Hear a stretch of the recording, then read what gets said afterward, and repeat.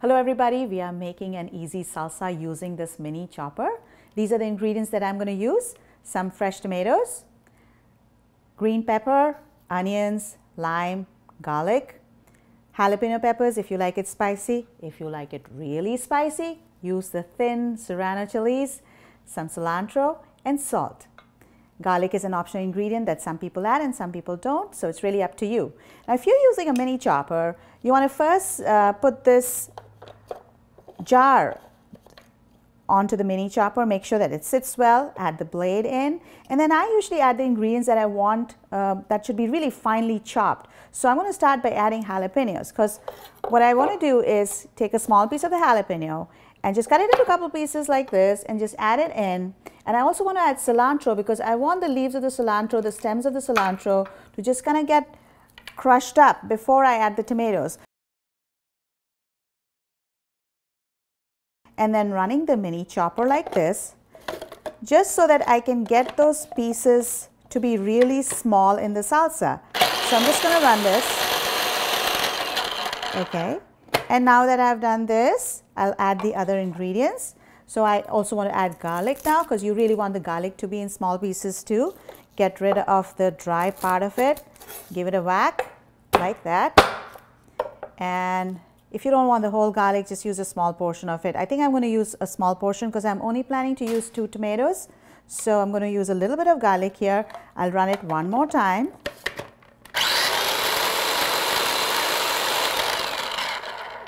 And now that I see that garlic is into small bits as well as the jalapeno is into small bits, I can add the other ingredients. So to add the green pepper, you need only about a tablespoon or 2 of it. So I'm just going to take one small section of it and just add that. And you want to add some onions. So to cut the onions, here's what you need to do. Get rid of this end like this. Turn the onion around. Get rid of the root, but don't lose it entirely, and I'll tell you why. Because you just want to get rid of this brush. So go like that. And save some of this root because it helps us in cutting it later. Hold the onion like this. Make a tunnel like this. Go in the middle.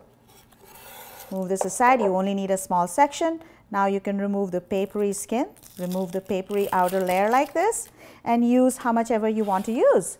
So I'm just going to again use a small section because my mini chopper is pretty small and I don't want a strong onion flavor in it. So I'm just going to cut it into big pieces like this and then add it in. And then take the tomatoes, cut it in the middle into 4 pieces like that. Add this in. If you want your onion to be in small pieces too, you can always run the blender before you add the tomatoes. So it's really your choice. People have different preferences about what kind of consistency they like on their salsa. I'm going to add some salt and add some lime juice as well. Here's a tip: when you're about to cut some lime, roll it like this. That gets the juices flowing. You only need 1 small squirt of it.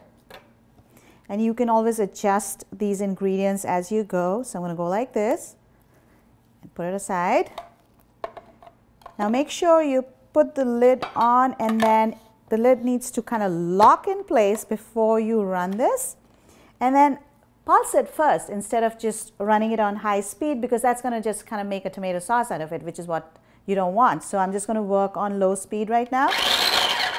Pulse it.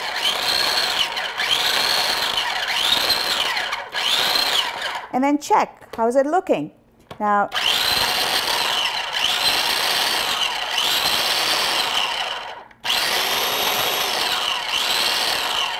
once you see you got the desired consistency, now I see some pepper pieces still around, so I'll just give it a few more seconds.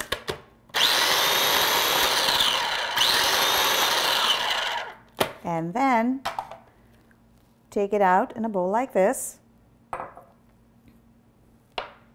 Actually, I might want to taste it first because I can make some adjustments in this recipe. It's a very flexible recipe. You do what you feel like doing with it.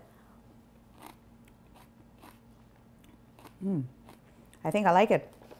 So all I have to do now is pour it into this bowl and serve it with whatever you want to serve it with.